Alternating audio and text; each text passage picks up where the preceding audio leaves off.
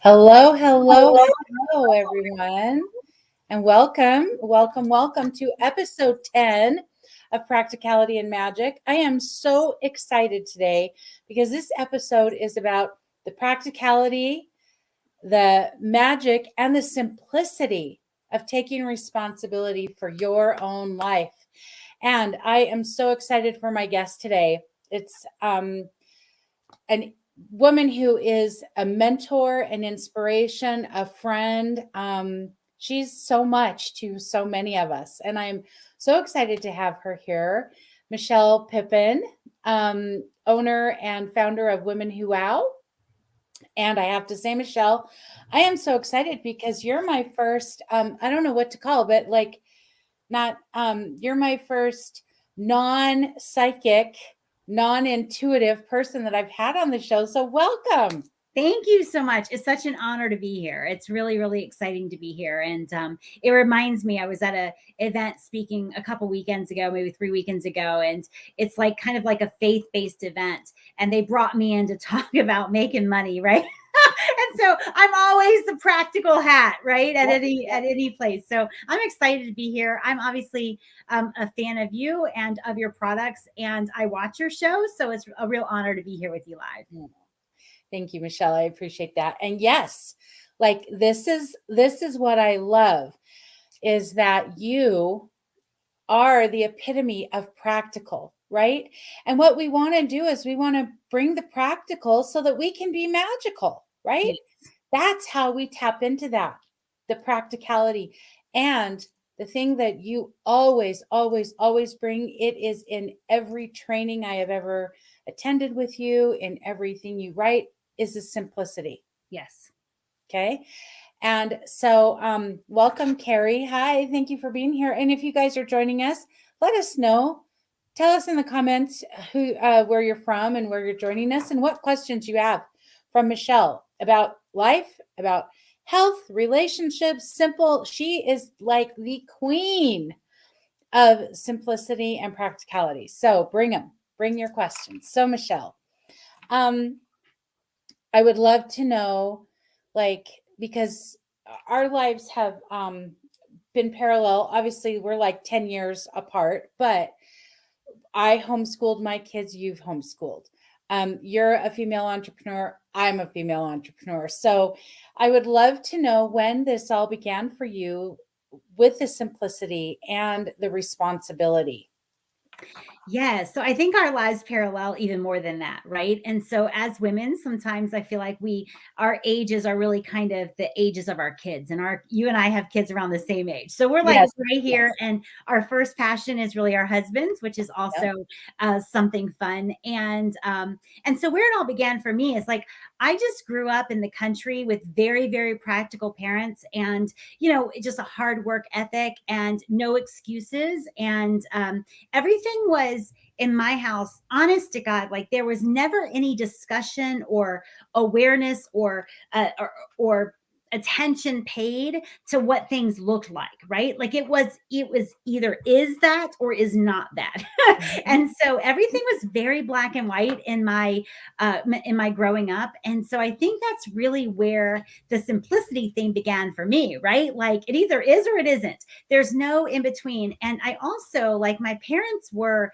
very involved in my growing up in terms of extremely supportive and loving. I knew I was loved regardless and cherished regardless, but they definitely were not micromanagers, right? Like my grades were my grades. If I wanted to go to college, it was on me. If I wanted to not go to school, like as long as I didn't lie to them, right? They didn't care, it was very much, I knew that my life was what I was creating. And so from the very beginning, it was just kind of bred into me with the way I was raised, really.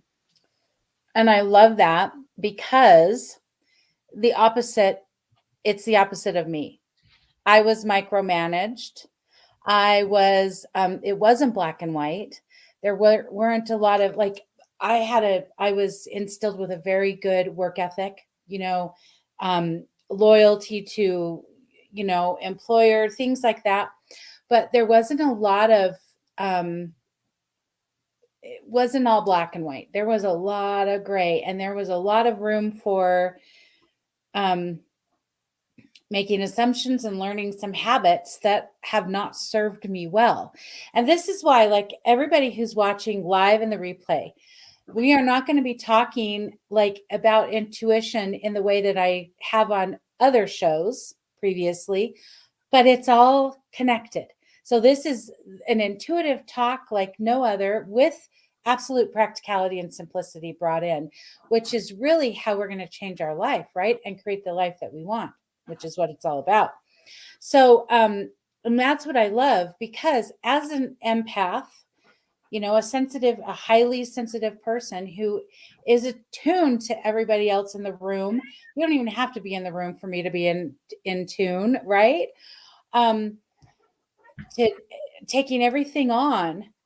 Um, simplicity. Oh, hi, Kitty. I love I have kitties. to let him out. I'm so Mhm. sorry. But He's you know, new. He's a new addition to my house. oh, And sorry, he was trying to knock everything over. I didn't realize my door was cracked. yeah. Well, he wants to come play too. That's fine.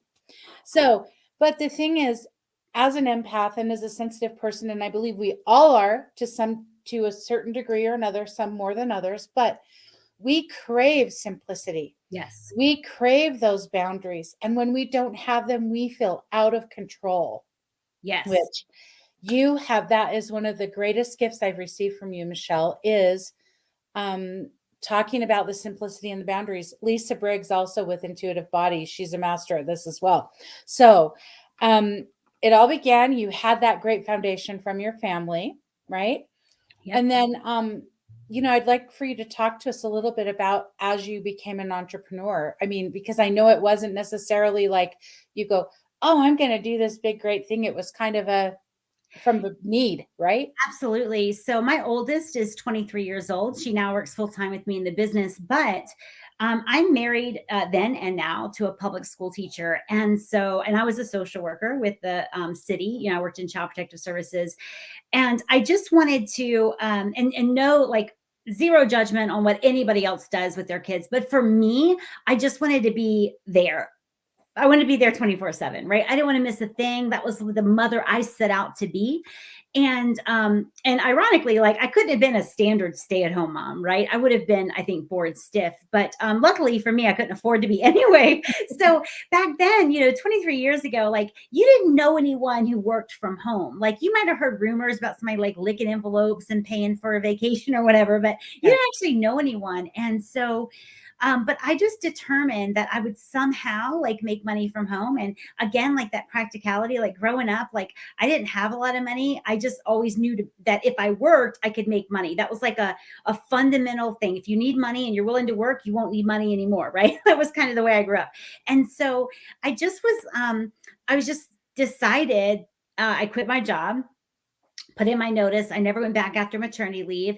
And I just decided somehow cobble together an income from home. And that's really how my journey as an entrepreneur started. This really plays into simplicity, though, because I did not know or consider myself starting a business at all. Therefore, I read no business books, right? Like, I was just like, making money from home, figuring it out, like, figuring I could write resumes over here. I typed water reports for embassies overseas. Like, side note, don't ever drink the water overseas. But I typed water reports. I did anything I could that would make me some money. And so, but it's funny because in doing so, I was creating a business. That first year, 23 years ago, I made $63,000. And because I read nothing about business, I didn't even know I was a success, right? I had invested $50 and I made 63,000. No idea that was like really a good thing, to have created or whatever. My thought was, oh my God, I'm doing it, right? Like, I'm just,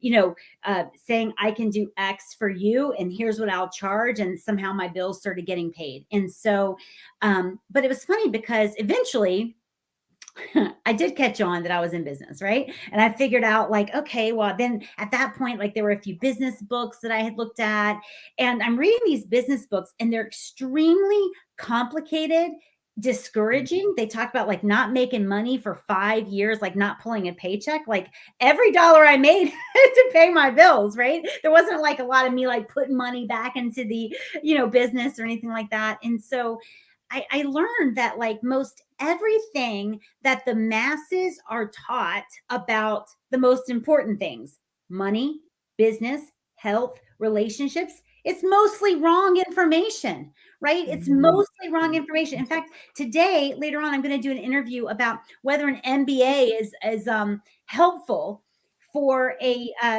whether an MBA is helpful for business success. And my thought is absolutely not, because who is teaching you about business success are people who do not have a business and have never had a business. And so the MBA, I love education, right? Like I'm paying for my kids' education. My husband and I are both have advanced college degrees. But as far as an MBA, I'm thinking, I don't know. Then you have a lot to unlearn when you hit the real world of success. So when I first began to realize I was in business and I started reading business books, I thought, it's no wonder 80% of businesses fail, because all of this stuff is BS. None of it is true. And these people are circulating it, right? And the same thing goes for why we're not all wealthy, in love, and in healthy relationships, healthy, in our body and our finances, because most of what people talk about is absolutely false. And so when you keep it simple, whether it's your marriage or your dating relationship, like I want to scream all the time on Facebook, these grown women my age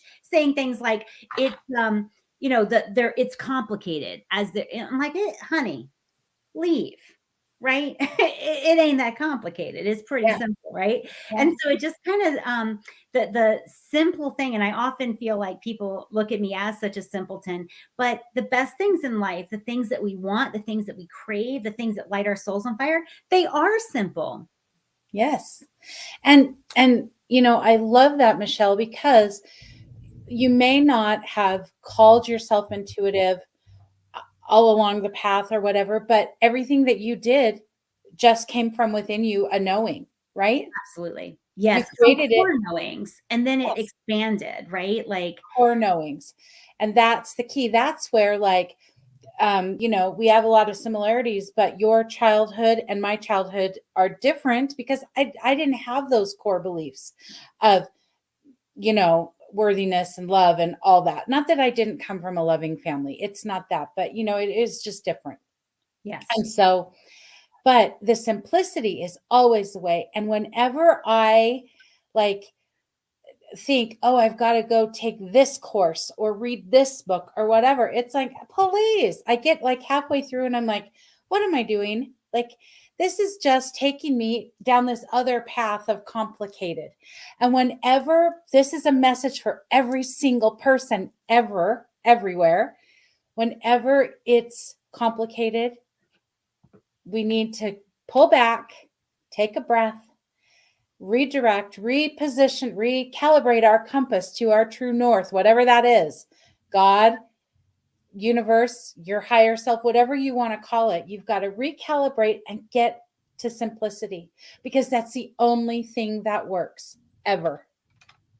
Absolutely. And it works in everything. And we're taught this kind of stuff, right? Like we're taught, I remember, and I don't know who said this, but if you want to eat something, you want to eat things with 5 ingredients or less, right? Like you just want things that are simple. If they're simple, they can be trusted. If they're simple, you can kind of depend on them, right? And a lot of the complication with health, with business, with relationships, um, it comes from like this, what I call in order to goals, right? Like I'll never forget back in the day when it was kind of easier to be paid as a speaker, right? If I'm getting paid as a speaker, it's pretty easy to get paid as a speaker. This was like, 2005, right? 2006. And people paid you and they paid your flight and you went and you spoke and you left and you didn't sell anything. It was just a speaking gig.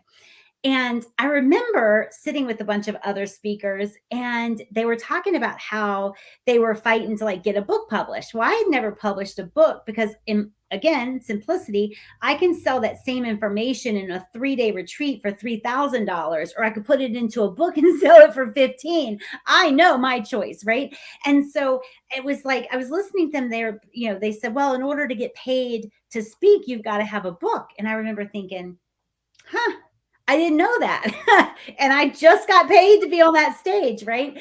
And so, if you think about it, a lot of the complication comes from in order to goals, right? Like I'm going to do Yes. this in order to what? earn my way here, or prove myself worthy there, or prove myself on this stage. Those in order to goals are really, really insidious, right? Like insidious. They sneak in there and they start to complicate and put a bunch of obstacles in your path. And they grow, right? It's like that seed is planted and you hear it from one thing. Oh, well, you've got to do, if you want to do this, you got to do this. And if you want to then do this other thing, you have to do all these other things first. And it's a never ending to-do list that just keeps you from actually doing it. Yes. Right. Yes. Yep. And keeps you feeling stuck and like you're on that perpetual hamster wheel of trying to, meet your goal. And that's one of the things, I can't say this enough. So if you guys aren't familiar with Michelle, first of all, if you're on Facebook, find her on Facebook, because her women, she's on there, Women Who Wow. She's got incredible videos. She's on YouTube with incredible trainings.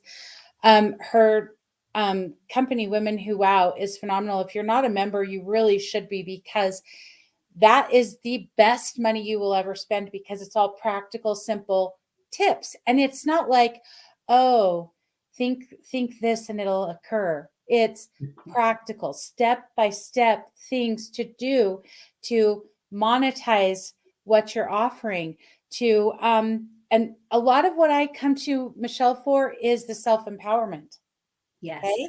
Because that's a place that I have a hard time empowering myself, because of that wonky foundation that I had as a child.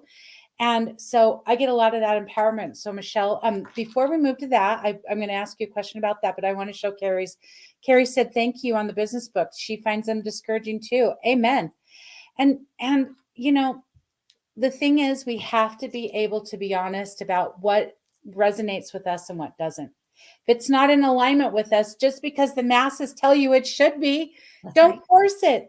Move on, find what is. So, Michelle, I want to know how you moved, because I know that your business, you went from writing for people and really your passion is empowering women, empowering people in general. But absolutely. So I'd love for you to tell us about that. Yes, I just want to make a couple of quick notes before I get into that, if you don't mind. So, No, please. One thing is, like, when you feel like you're on the hamster wheel of whatever, business, relationships, whatever, even like sometimes therapists can put you on a hamster wheel, right? Yes. But it's like, if you feel like you're on a hamster wheel, ask yourself, who profits from me being here? In the business world, that hamster wheel is excessively profitable, right? Yes. Excessively profitable. Yes.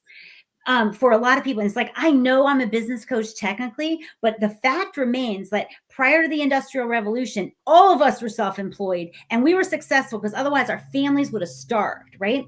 Enter into the business industry, the business help industry, the business development industry, and we are not getting a better success rate. We're getting a worse success rate. Yes. So just think about that, right? Like back then we just did it intuitively. Now we've got a business coach on every corner, and 80% of us can't figure out how to make money, right? And stay profitably self-employed. So think about who profits from that hamster wheel, right? That'll help guide you more into the simplicity. And also, even though you didn't have that foundational thing at home, right? It's not just that. We're also constantly bombarded with messages that encourage us to ignore our intuition and supplant somebody else's intuition on top, right?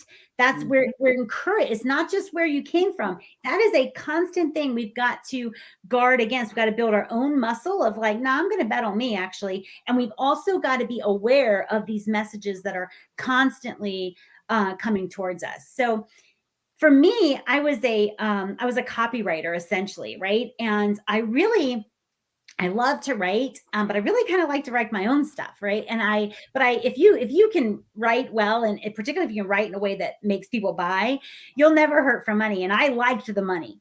But I started I really like the tinkering. I like the strategy, right? Like I like let's price it this way. Let's call it this. Let's add on this. I love tinkering with business and offers and all of that. And so I kind of made a gradual switch. I knew that I wanted to come where I am now, where I essentially get paid to wake up, empower women, and go, right? Like I love that.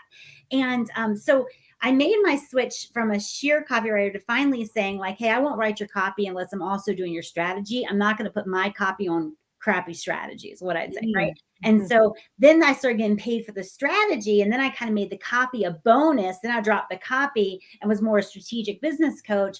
And finally, I'm like, you know what? Like, I'm still spending a lot of time on other people's businesses and watching other people, take the main stage and empower these women. And so I just decided that I would finally make a go of like a membership business. And I had done it once before in 2010, and it was making $10,000 a month with this little itty bitty like membership called the Coaching Gym, And and Michelle, I want you to tell us about that, because every time that I am feeling like disempowered about something I want to offer or whatever, I remember this story of the simplicity and how it worked and yes. how successful it was. So, will you just share quickly about I it? love to share this. In fact, I was just on the stage a couple weeks ago, a virtual stage, and I finally got a main stage talking about memberships. But honestly, there's probably only 4 people in the world who have done memberships as profitably and as for as long as I have, right? So it's one of my favorite topics because when you have a membership, it can change your life, right? You're presenting information or association or whatever you're selling once, and it doesn't matter. Like 2,000 people could join Women Who Wow today, and I would be a little bit sad because I wouldn't know them all, but it wouldn't change my hustle, right? Like it's fully leverageable. But back then, this was, keep in mind, like 2009, 2010, there were no membership sites that I knew of. And there weren't even like scheduling software that I knew of, but I had this membership. It was $97 a month called the Coaching Gym. It had 2 benefits and 2 tools. The benefits were one was a Measure What Matters email, because again, simplicity and common sense and intuition. If you measure something, it gets better, right? Whether that's your blood pressure, your weight, your money coming in, your sales conversations, whatever it is, right?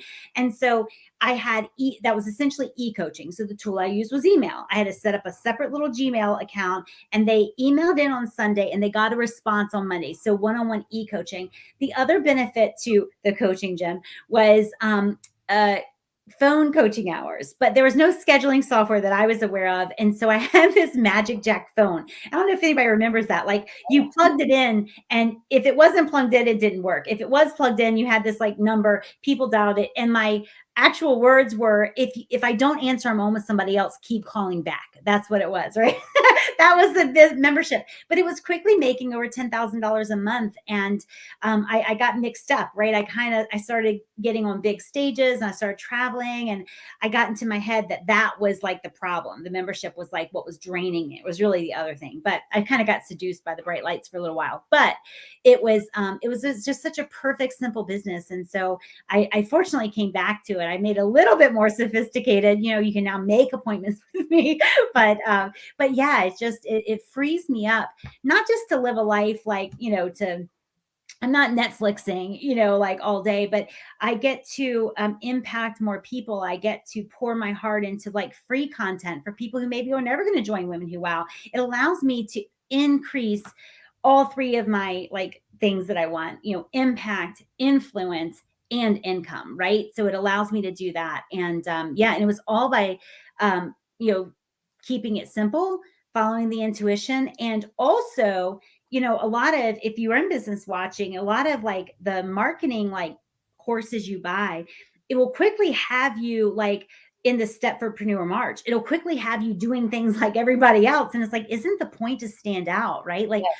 what if there was no guru, there were no programs? How would you market what you're doing? How would you describe it, right? Like, just get back to the humanness of it. And people are craving that. Yes. They absolutely are. And I think that now more than ever we want authenticity. And and I love the fact that you talk about your journey, and Yeah.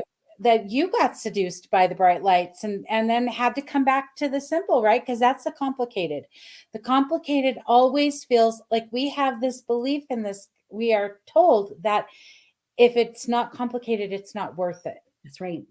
And And we can blame stuff like we feel drained or burned out or whatever, right? And we assume we're doing too much. I'm like, no, like you're probably just doing the wrong stuff, right? The wrong yes, stuff. Nicole Partney just said, that loving what she does is key for her, right? And I'm like, absolutely, because in Mhm. my worldview, I only get this one shot in this life. That's Yes. my worldview. I'm not coming back. So this is my shot.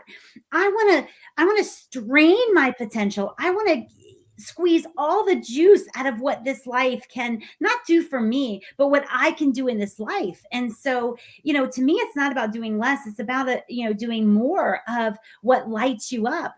Forget what drains you, do more of what lights you up, because at that point, you'll always have energy and you're Yeah. always going to be looking for the next thing. Yes. And, even if you don't believe that this is your one shot, this is the shot you have now. Right. That's Do right. it This is our point of power right now. right. Yes, right now. So live fully, empower yourself. I mean, that's what I'm doing a video series right now about empowering, finding the keys to empower yourself and live fully, because we have a lot of issues as people. Mostly women have these, but we've got a lot of stuff going on with our second energy center, our pelvic area, all that womb area and that water area. And then we've got a ton of thyroid stuff in our throats. And there's a reason, and we've got to do what we need. I want to show here. Denise says, "Thank you, Michelle. Finding Michelle is perfect timing for me as I begin to launch my next business iteration." And yes, Denise, you will absolutely love Michelle. All of you on here will love Michelle. And I want to say one thing that Michelle offers with her membership that I absolutely love is every morning when I open my email, there is a hot and fresh entrepreneurial espresso from Michelle Pippin. That is her thoughts from the day, and then a journal prompt. And I love it. I look forward to it every day. I don't do them every morning because sometimes I'm too busy with my own journaling prompts, that then I get to them later. But I love it because it's food for thought. It's simple. It gets right to the practical of journaling and getting to the root of what's going on, which is always helpful. Awesome. Thank you so much for that. And if anybody is serious about joining, message me or Michelle first, because you don't want to join on the public link, because if you join and there's no affiliate or anything like that. But if you join on our friends and family link, then you get locked into the benefits that Michelle has, which includes one-on-one time. So I get to know you a little bit. So Yes. yeah, and it Take saves you money. advantage, people. Take advantage. Yeah. So, okay, Michelle. So I'd like to get into some specifics, if we could, Oh, I'd love to. about specifics about like your tips and tricks. Because one of the things that I love is that you guard your personal time fiercely, Yes. fiercely, which is one of the issues that a lot of the people on live right now and myself have, because boundaries are a thing for us, right? We crave them, we want them, but our boundaries are often wonky. So can you just address that a bit? Yeah. So I used to speak on this largely regarding profit, but I'm just going to say it here, which is the income you create if you're self-employed is largely tied to how ruthlessly and unapologetically you protect access to you, right? And so there's so many levels and layers of this, right? So one is, protecting access to your energy, right? That's why they tell you, everybody tells you, don't open the email first thing in the morning, right? Because it gets you all of a sudden are on someone else's agenda versus your own agenda, right?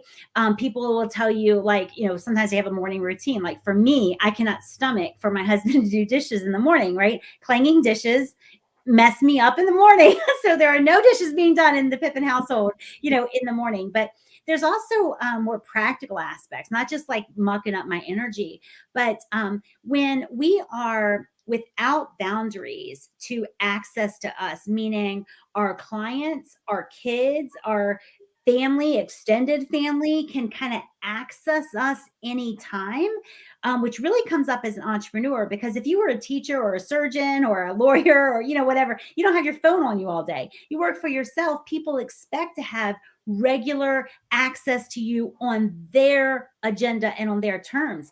And what that does, again, is it takes you away from the work you're meant to do in this world for today, right? It immediately distracts and interferes with what you are called to create or how you're called to serve for that day. And so it's really critical. A lot of people talk about setting boundaries, and there's a lot of classes about setting boundaries. And I'm thinking, well, we don't necessarily need boundaries in setting or classes in setting boundaries. Like, we kind of know what we need to do. What we need classes in is defending boundaries, right? Yes. Like, and I'll tell you a couple tricks that I learned, like, that makes you just not feel bad about it, right?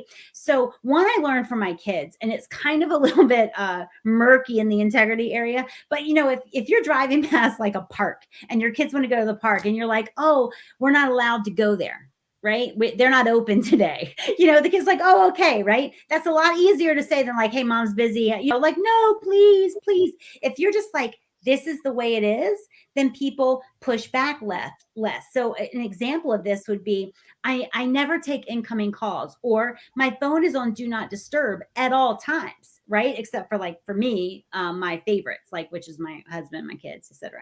Right? So it's like, it's not you, it's me. My phone's off. That's why I don't take your calls, right? It's just kind of like, this is the way it is. People start to, they're just like, oh, okay, it's just like the park is closed. Oh, there's nothing we can do about that, right? Yeah.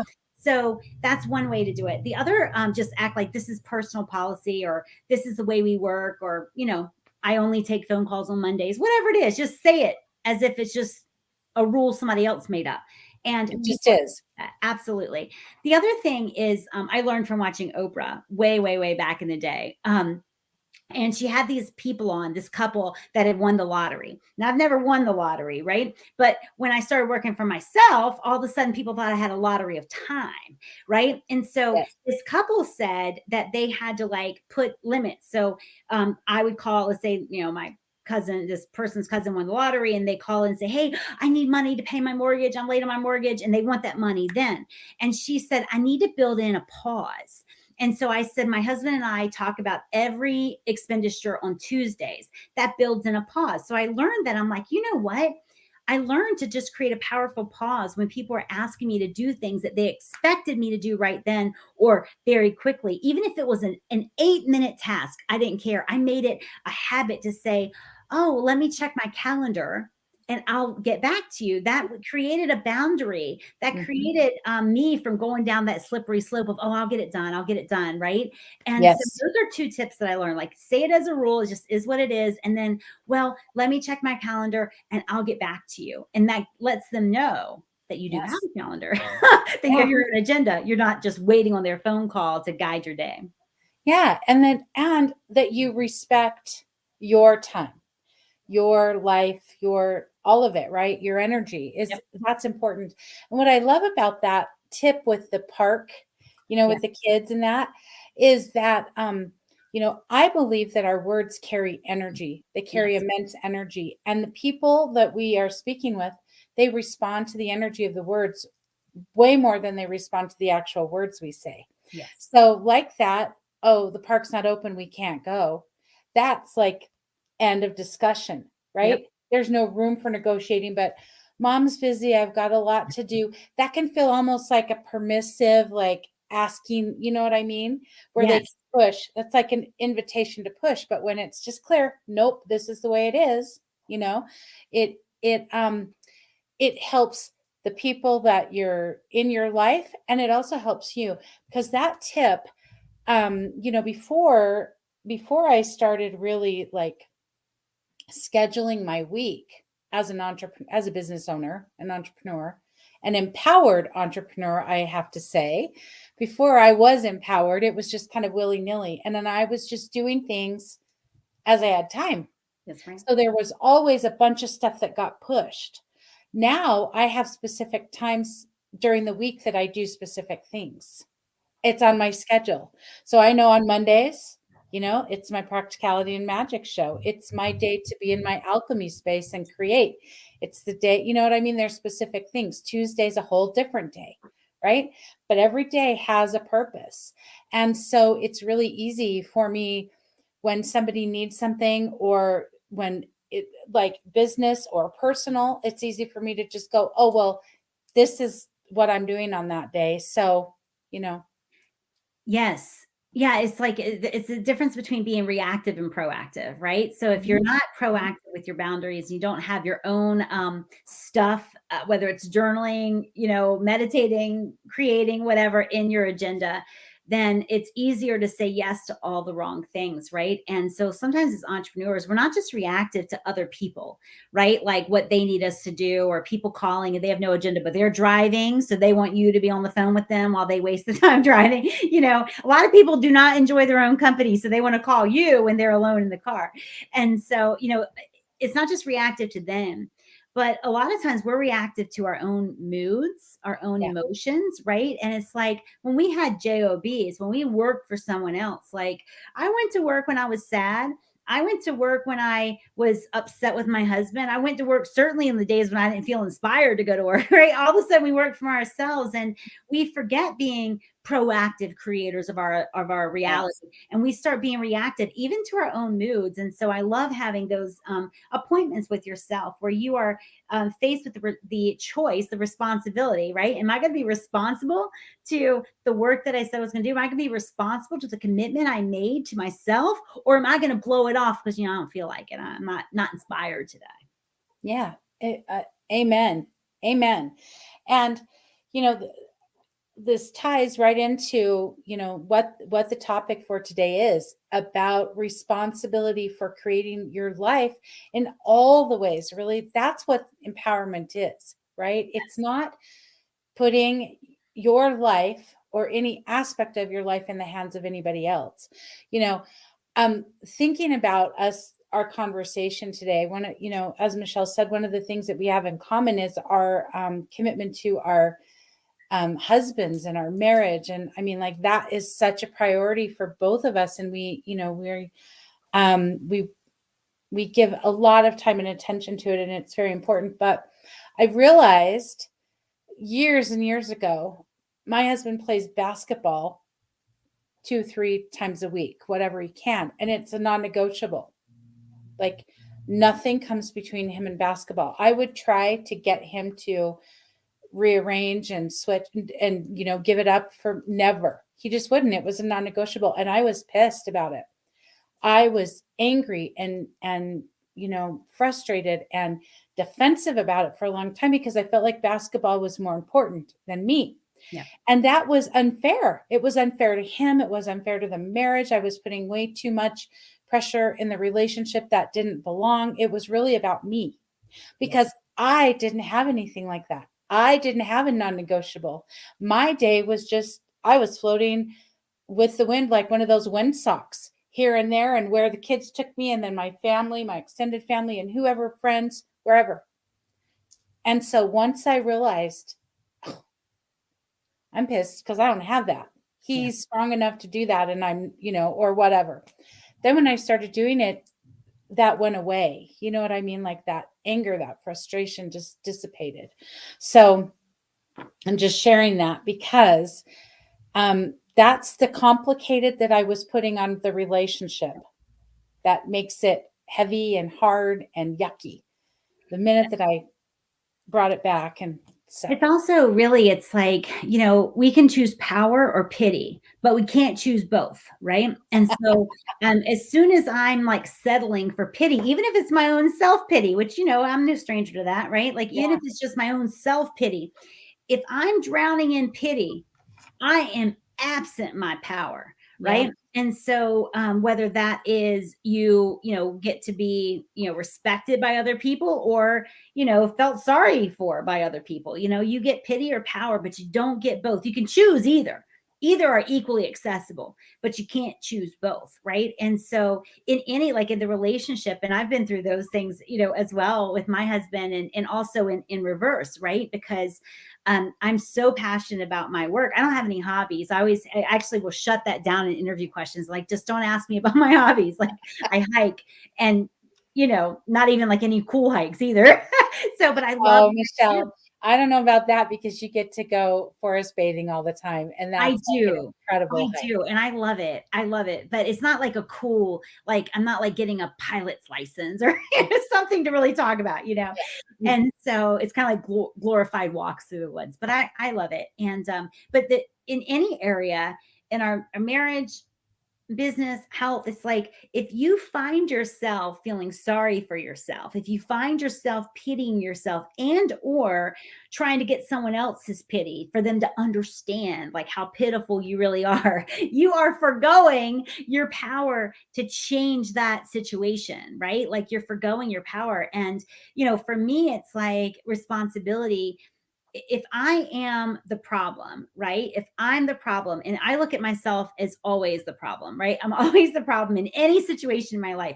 As long as I'm the problem, I'm free to be the solution, right? The Mhm. moment that I like blame, say, the economy, or, the industry, or my husband, or whatever, at that, when I'm blaming something other than myself, then I am stripped of my power to change it, right? Like, if it's up to them, if it's up to our politicians, if it's up to our, friends, our parents, our spouses, the economy, these are things we can't change, we can't control. And so if it's up to any of that, then we start bleeding our power instead of like harnessing it, right? So that's where I love the responsibility piece. It's just like, it took me a while to get here, because I totally at times chose pity over power, right? I wanted people to know like how good of a person I was, and all the things I was doing for my extended family, and why I wasn't choosing to really go after success in my business. I'm noble, right? I'm choosing these noble paths. Otherwise, like,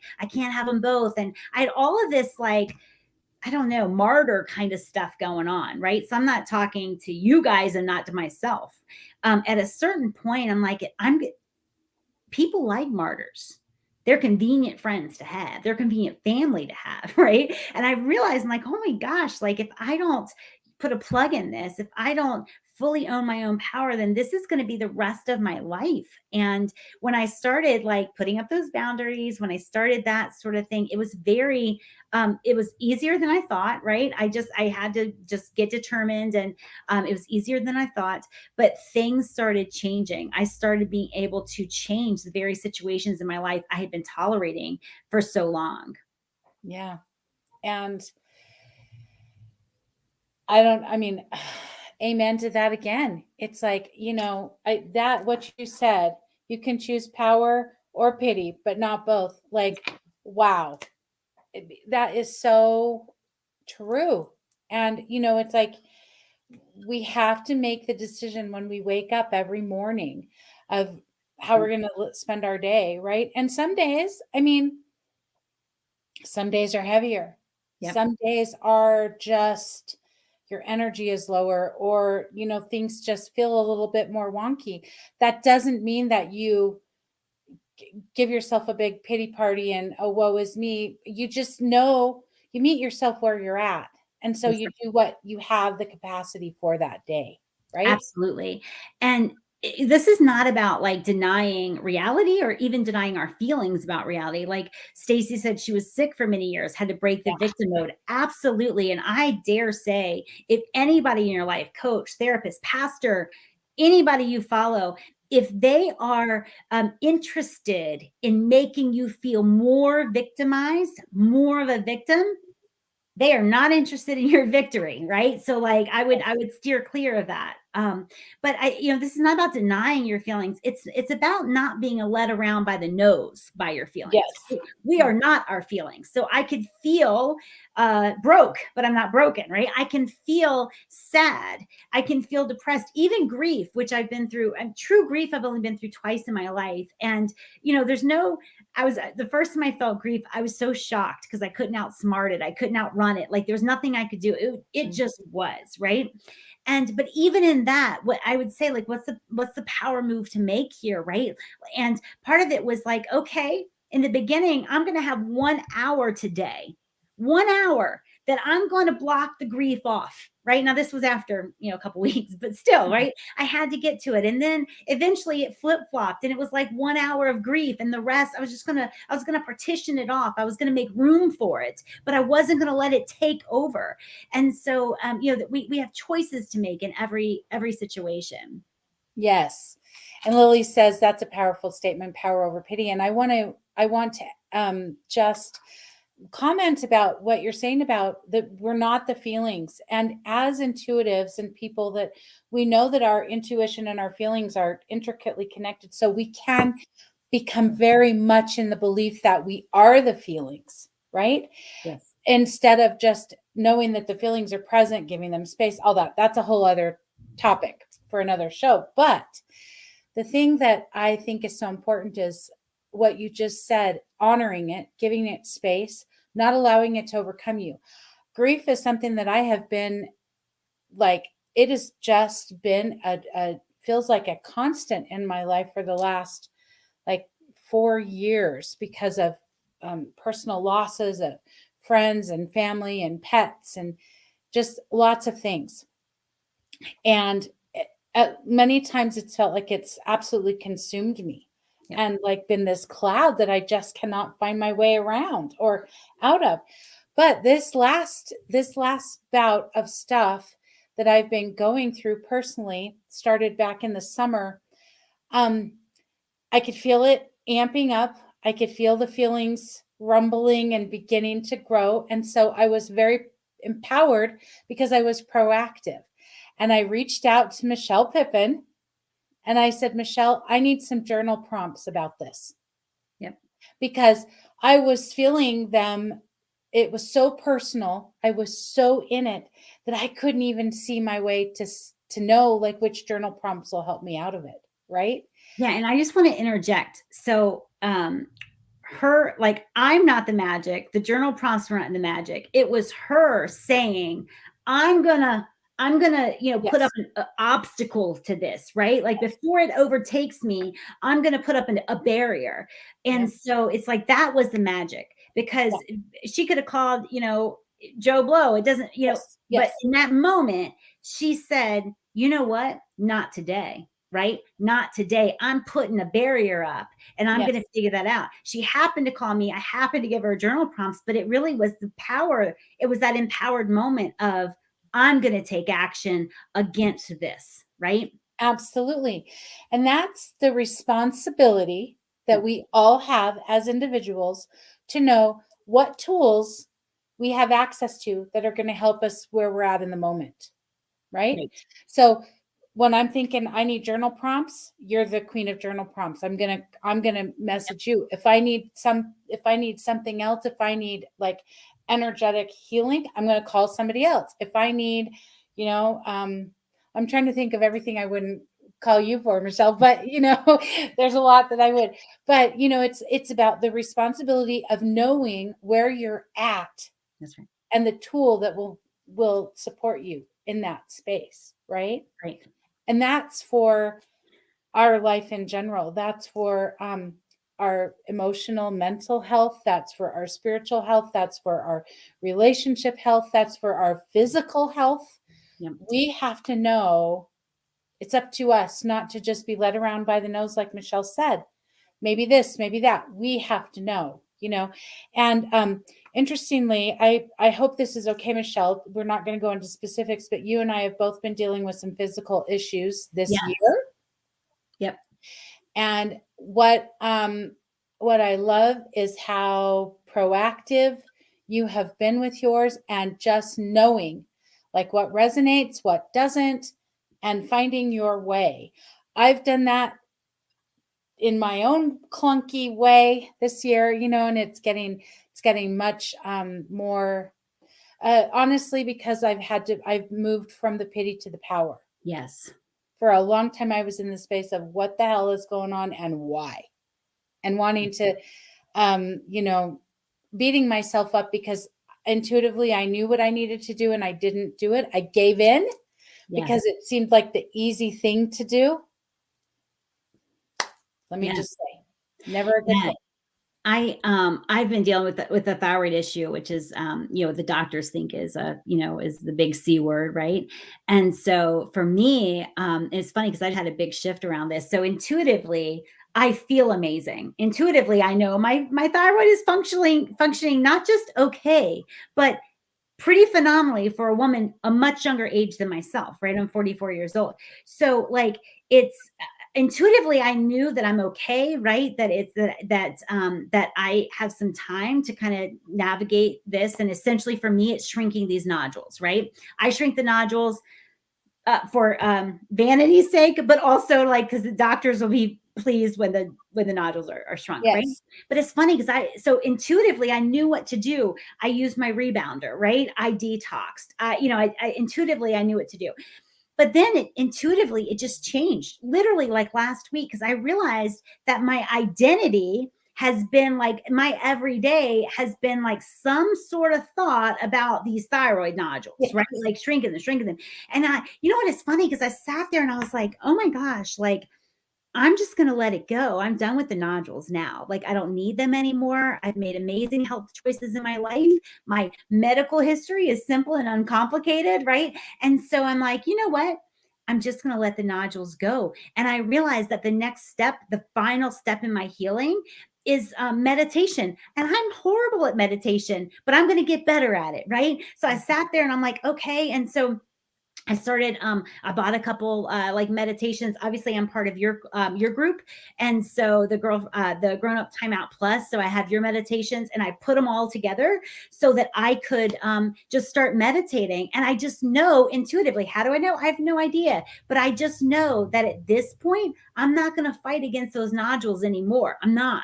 I'm just going to let them pass. Right. Yep. And so it's just again, like listening to what your body knows, right? What it knows is just so incredibly empowering. And yes, I think that, and with doctors, and I have the utmost respect for doctors, but they're trained in disease, not health, right? And so when I do take my doctors, I do listen to them, and then I make my own decision, right? Because ultimately I'm going to live and die on my own terms, right? I'm not going to escape death no matter what I do, but I'm going to Yes. live and die on my own terms. And so it's, anyway, it's been an interesting journey. I know you and I have gone through a lot of this together.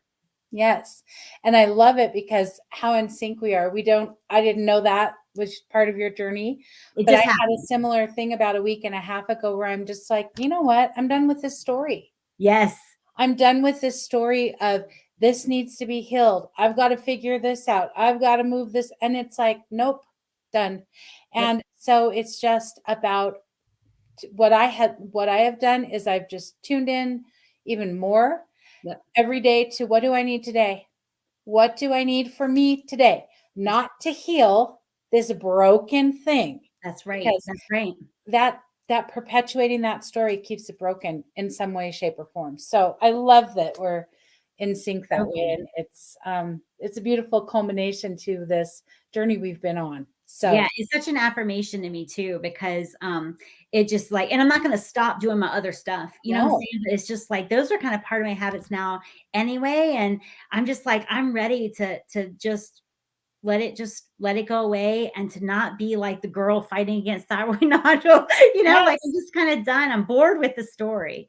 And yes, so anyway, and yeah. all those habits that you've put into place, and this is what I because this came to me in meditation last, like I said, about a week and a half, 2 weeks ago, that, it's like, what if it just landed like, what if this thing that I'm experiencing, the purpose of it was to get me get in all these habits that I have Right. Right. that are good for me anyway. They're Exactly. just good. They're just nourishing on a mind, body, and soul level, right? Emotionally, physically, spiritually. So what if it is just um what if that was the purpose of it instead of, anyway, it's empowering to get to that space of not of knowing that you can change your story, that Absolutely. you have the tools. And I love and I didn't say hi. Lily up here said, I love this. Hi, Michelle with one L and Michelle with two L's. I love that. And then Stacy said, good morning, ladies. Hi, Stacy. And let's see, where are we? Stacy says, I was sick for so many years and I had to break the victim mode. And I really have to watch it. And yes, Stacy, victim mode is powerful. We Yes. feel like that has a power in it, and it doesn't. It's depowering or, disempowering, whatever the right word is. But it's tricky, and we can get hooked in there like that and go back into it. And then victim and martyr are like they live right next to each other. So, The yeah. martyr just wants everybody to know she's a victim. A really good person too, Amen. Amen. And then Lily says, that's a powerful statement, power over pity. Isn't it ever? Hi, Les. Welcome. And then Carrie said, there's such power in act as if you are healthy. Absolutely. Yeah. And that's what came to me in that meditation was all it makes me emotional to think about it. All these months that I have been focusing on the disease or the unhealthy part of me, I have been ignoring the healthy parts of me, the parts Yes. that are vibrant and alive and work beautifully. And energetic and empathetic and caring and, all this stuff. And it's like, it's kind of the way you're taught, or at least, my kids are older now, but they used to talk about like post partum bodies, right? And like you have stretch marks or whatever, and your boobs are never quite the same again, things like that. And it's like to focus on, man, my body just created and birthed an actual human being, like starting to focus on that. And so for Carrie, I thank you so much for your comment. And I don't even feel like I'm acting as if. The truth is I am healthy. The other truth is that I also have too many thyroid nodules to count, and some of them are bigger than the thyroid should be in general, right? That's also a truth, or it was. They've shrunk dramatically since the last time, but I'm not even acting as if. I am healthy.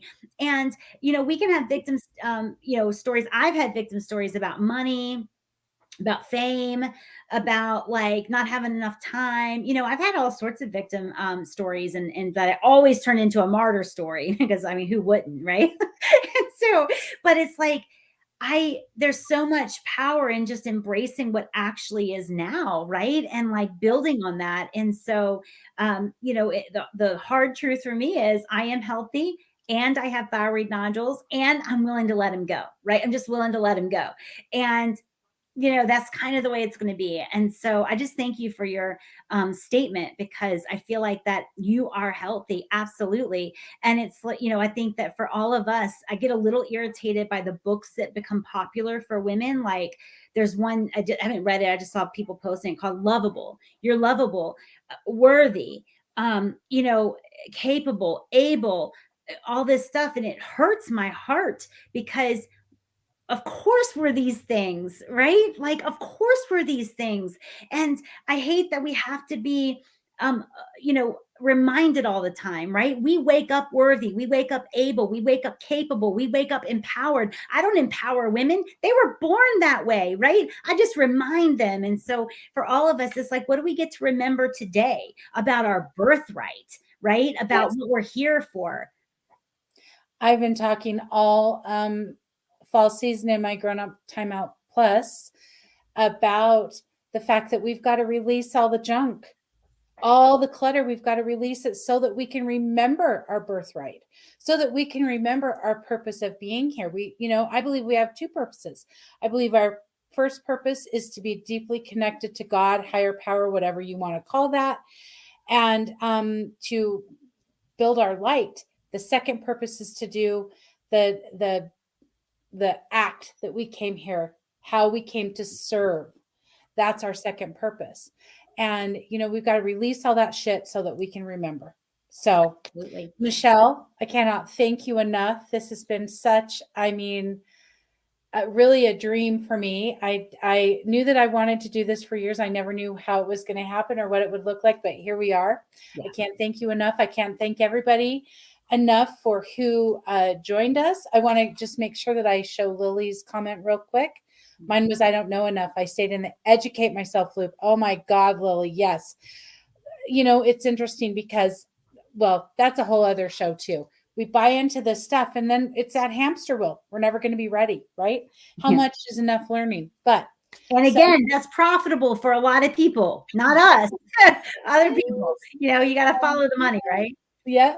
And hi, Tracy. Thank you so much for being here. So, everyone watching live, those of you that will be watching the replay, I hope you can see why it was so important for me to have Michelle Pippin on the show today and in general, because she is the queen of simplicity and responsibility. Those are the only two ways that we can empower ourselves fully and really have the lives of our dreams. We've got to let go of all the other stuff, release it so that we can remember. And thank you all so much. If you want to connect with Michelle Pippin and learn more about Women Who Wow, and I strongly suggest you do, this is like, if you're an entrepreneur, great, but just life in general, the empowerment that you get just to create the life that you want will be, you will be so thankful that you did it. So reach out to me, Michelle at michellesnelling.com, or be michellepippin@gmail.com if you want to get information on the friends and family way into Women Who Wow. And thank you all so much. Have a beautiful week. And we will see you next Monday for episode 11, which is going to be spectacular. My guest is Christina Clinton, and she is an intuitive phenomenon. And I can't wait to talk to her about the life she's created. So see you all later. Thank you so much. Thanks so much for having me.